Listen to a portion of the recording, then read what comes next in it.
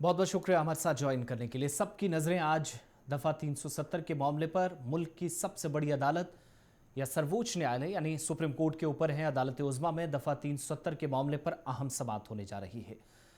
करीब 4 बरस होने जा रहे हैं, यानी 2019 5 अगस्त, उसके बाद 2020 तक 1 साल, 2021 तक दूसरा साल, 2022 तक तीसरा साल, 2023 में चौथा साल 5 अगस्त को कंप्लीट हो जाएगा, जब हुकूमत की जानिब से जम्मू कश्मीर को 2 अलग अलग रियासतों में तकसीम करने दफ़ा 370 की तनसीख करने का फैसला पार्लियामेंट के जरिए लिया था। 4 बरस अगले महीने मुकम्मल हो जाएंगे, कुछ ही दिन बचे हैं, लेकिन पहला ऐसा मौका है जब 1 दर्जन से ज़ायद अर्जियां जो अभी तक अदालत उज़्मा के अंदर थीं, जिन पर समाअत होने जा रही है।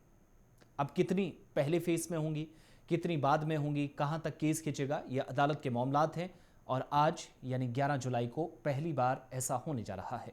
मरकज़ ने सुप्रीम कोर्ट में एक ताज़ा हलफनामा भी दायर कर दिया है, उसमें पहले ही जवाब सामने आ गया है और यही मौक़िफ़ आप देखेंगे कि सॉलिसिटर जनरल के जरिए, तुषार मेहता के जरिए हुकूमत आइंदा समातों के दौरान अदालत के सामने रखेंगे। जम्मू कश्मीर से रिटायर्ड जस्टिस हसनैन मसूदी हों, उनके साथ साथ मुजफ्फर शाह, अवामी नेशनल कॉन्फ्रेंस के सरबराह, वो दोनों इस केस को काफ़ी करीब से देख रहे हैं, नई दिल्ली पहुंच चुके हैं और उम्मीद की जा रही है कि आज वो इस केस में सुप्रीम कोर्ट में मौजूद रहेंगे, सुनेंगे।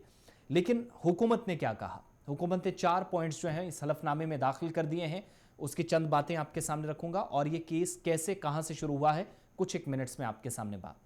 तारीखी दिन है इसलिए क्योंकि आगे क्या होगा हम नहीं जानते।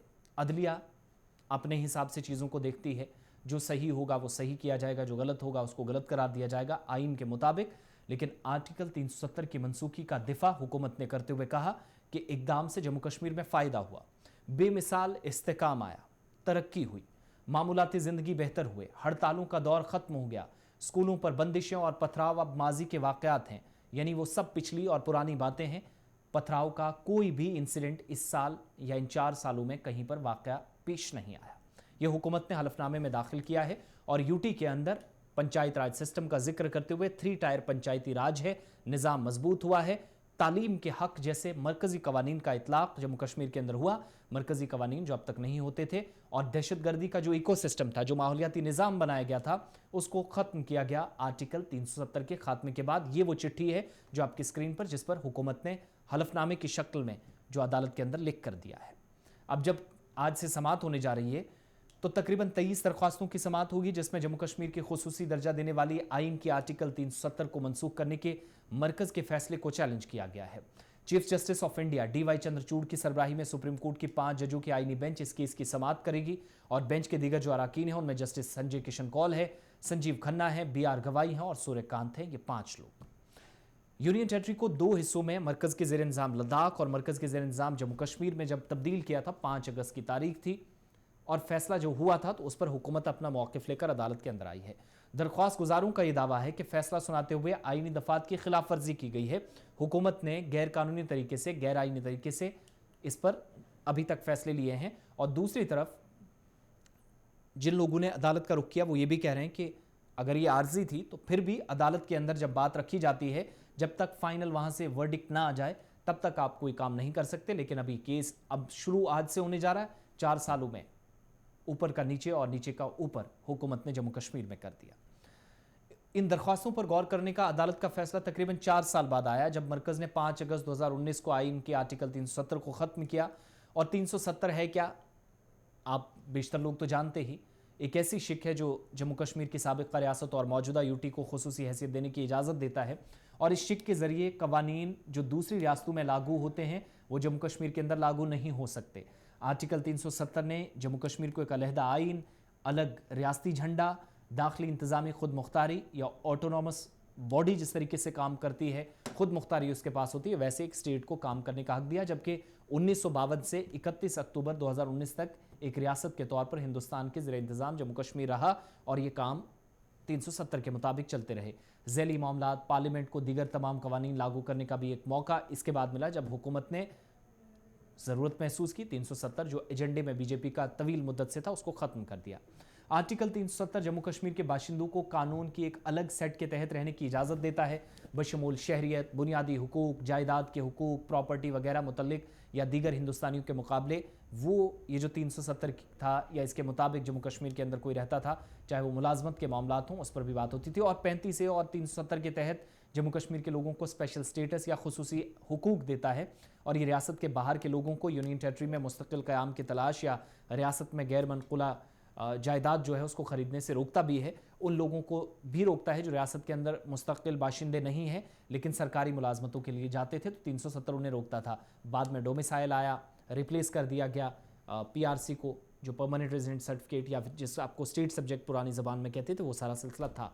इस शिक का जो मसवदा है वो 1947 में शेख मोहम्मद अब्दुल्ला मरहूम ने तैयार किया, जिन्हें उस वक्त तक महाराजा हरि सिंह और पंडित जवाहरलाल नेहरू ने जम्मू कश्मीर का वज़ीर आज़म मुकर्रर किया था। चनाचे आर्टिकल 370 की दफात 17 नवंबर 1952 से नाफिज हुई। 31 अक्टूबर को ऑफिशियली यूनियन टेरिटरी लद्दाख और जम्मू कश्मीर बन गई। रिऑर्गेनाइजेशन एक्ट जम्मू कश्मीर के अंदर आया। एक आईनी बेंच 11 जुलाई यानी आज से शुरुआत करने जा रही है। 370 की मनसूखी को चैलेंज करने वाली 2 दर्जन के करीब अर्जियां हैं, जिसमें बहुत सारे सियासी वर्कर्स हैं, सहाफ़ी हैं, कई अहम शख्सियात हैं, मुख्तलिफ तंजीमों के मेंबरान हैं।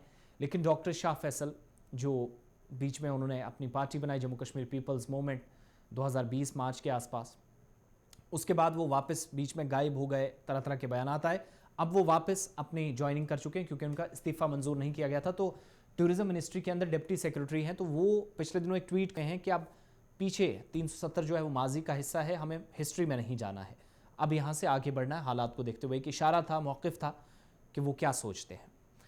लेकिन हुकूमत में जाने उनका मौक़िफ़ बदला। उससे पहले कई तरह की बातें की जिस पर उन्हें काफ़ी तनकीद का भी सामना उन सारिफीन ने किया जो सोशल मीडिया पर उनको देखते और समझते हैं। अब उन्होंने भी सुप्रीम कोर्ट के अंदर गए, वो भी गए हैं, उन्होंने अपनी अर्जी वापस लेने की बात कही, यानी वो अपनी अर्जी जो है वापस ले रहे हैं और दीगर कई लोग भी शायद आने वाले दिनों में वापस लें। लेकिन मामले की समाअत बेंच जिसमें chief justice of India DY Chandrachud, justice S Kaul, justice Sanjiv Khanna, justice BR Gavai और जस्टिस सूर्यकांत शामिल हैं। दरख्वास्तें 2 मार्च 2020 के बाद पहली बार दर्ज की जा रही हैं। पहले रजिस्ट्रेशन का ही नहीं प्रोसेस था। और 370 के मुकदमात की समाअत दिसंबर 2019 में 5 जजों की बेंच के सामने शुरू हुई। अगस्त 2019 में मरकज़ की तरफ से एक नोटिफिकेशन जारी किया गया जो 4 साल बाद आया और इस केस में इब्तदाई मसला पैदा हुआ कि आया 7 जजों की बेंच का हवाला दिया गया था। प्रेमनाथ कौल के साथ साथ संपत प्रकाश, जो पिछले दिनों इस दुनिया से चल बसे, उनके मामलात में सुप्रीम कोर्ट की 2 कोऑर्डिनेटिव बेंचों की जो कोऑर्डिनेट बेंच है उनके जरिए राय में मुबैना इख्तिलाफात की रोशनी में ज़रूरी है। 2 मार्च 2020 के फैसले के जरिए आईनी बेंच ने यह भी कहा कि इस मामले को बड़े बेंच के सामने भेजने की जरूरत नहीं है, लिहाजा यहीं पर इसकी समाअत होगी।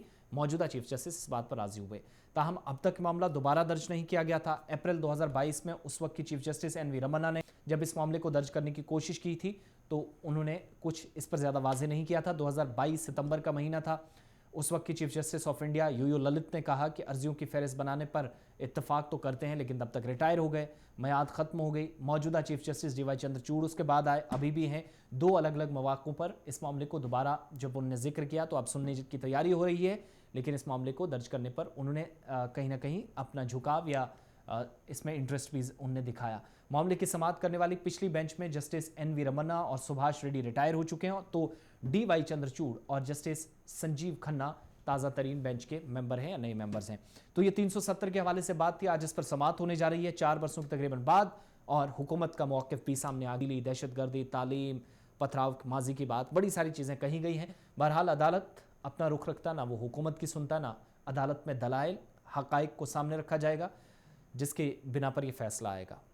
अब चीज़ें कैसे चलेंगी वो तो आने वाले वक्त में होगा। इस पर मज़ीद अपडेट्स के लिए आप हमारे साथ रहेंगे, लेकिन फ़िलहाल ताज़ा तरीन तफसीलात ये कि आज इस पर समाअत होने जा रही है। 11 जुलाई पहला दिन ऐसा जब यूनियन टेरिटरी के अंदर लोग इस पर काफ़ी ज़्यादा नज़रें गड़ाए हुए हैं कि अदालत से क्या। बहुत बहुत शुक्रिया।